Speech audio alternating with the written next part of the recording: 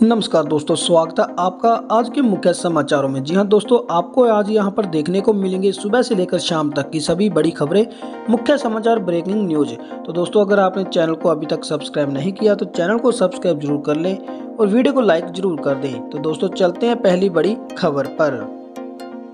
जननायक जनता party के कई वरिष्ठ नेता अपनी पार्टी से नाराज चल रहे हैं, जिनमें सबसे पहले दादा गौतम, उसके बाद रामनिवास सुरजाखेड़ा और अब गुल्ला चीका से विधायक ईश्वर सिंह। गत दिवस जेजेपी विधायक ईश्वर सिंह ने अपने निवास स्थान पर प्रेस वार्ता करते हुए गुल्ला हलके में लोक निर्माण विभाग द्वारा बनाई गई सड़कों में इस्तेमाल की गई सामग्री को घोटाला करार दिया है।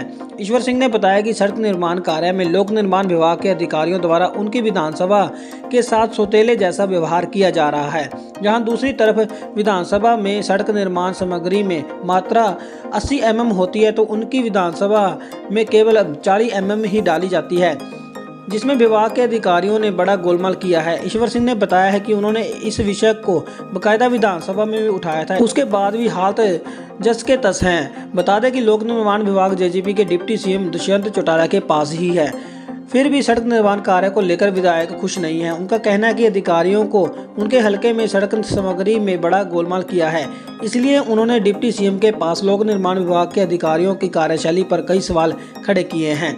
जैसे जैसे लोकसभा विधानसभा चुनाव का नज़दीक आ रहा है, वैसे वैसे नेताओं की लॉबी में भी हलचल होना शुरू हो गई है। कई बार चर्चाएं चल रही थी कि ईश्वर सिंह जननायक जनता पार्टी को अलविदा कह सकते हैं, परंतु इसके बाद भी वह पार्टी में ही टिके रहे और कई मुद्दों को लेकर अपनी ही पार्टी के खिलाफ बयानबाजी करते हुए नजर आए हैं।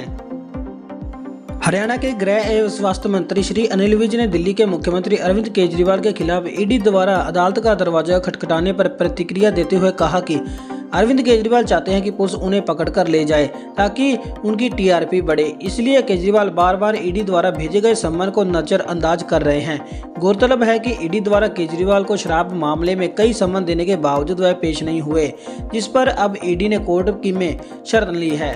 वहीं गृह मंत्री अनिल विज ने केजरीवाल के भाषण पर सही समय पर चुनाव न कराने के बयान पर भी पलटवार करते हुए कहा कि केजरीवाल गलत बयानबाजी करते हैं और देश में चुनाव समय पर हो रहे हैं। भाजपा चाहती है कि चुनाव हो और इस बार भाजपा 400 सांसद जीतकर आएगी।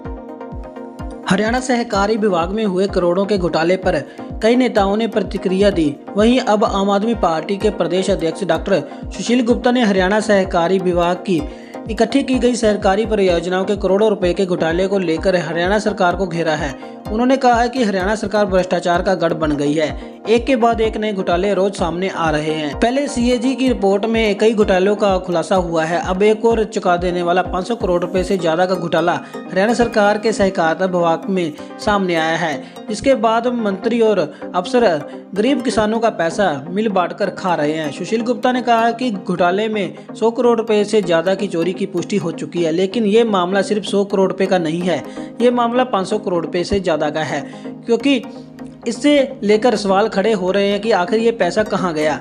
उन्होंने कहा कि किसानों का पैसा हड़प कर करनाल, जीरकपुर व रेवाड़ी में लग्जरी अपार्टमेंट व फ्लैट खरीदे गए हैं। साथ ही घोटाले की शिकायत सबसे पहले 2022 में रेवाड़ी में की गई थी। उस शिकायत से पूरे तंत्र को बचाने के लिए भाजपा सरकार लगी रही, अधिकारियों को बचाने और घोटाले को छुपाने की कोशिश करती रही। जब ज्यादा प्रेशर पड़ा तो सीएम ने हरियाणा एंटी करप्शन ब्यूरो को उसकी जांच सौंपी, लेकिन वो जांच केवल अधिकारियों तक सीमित रह गई। उन्होंने कहा कि ठेकेदारों पर राजनीतिक हाथ होने के कारण इनके खिलाफ न तो कोई मुख्यालय स्तर पर कार्रवाई की गई और न ही कि इनके काम रुके। हरियाणा में कांग्रेस जन संदेश यात्रा रविवार दोपहर को कैथल पहुंची। समर्थकों ने शहर में जगह जगह फूल मालाओं से कांग्रेस राष्ट्रीय महासचिव रणदीप सुरजेवाला और कुमारी शैलजा का भव्य स्वागत किया। पेहवा चौक क्रेन से फूलों की बड़ी माला नेताओं को डाली गई। वहीं कांग्रेस के राष्ट्रीय महासचिव रणदीप सुरजेवाला ने केंद्र सरकार पर राजनीतिक हमला बोलते हुए कहा कि मोदी सरकार एससी और ओबीसी वर्ग के आरक्षण को खत्म करना चाहती है। विश्वविद्यालय में प्रोफेसर की नौकरियों में आरक्षण समाप्त करने से इसकी शुरुआत हो गई है।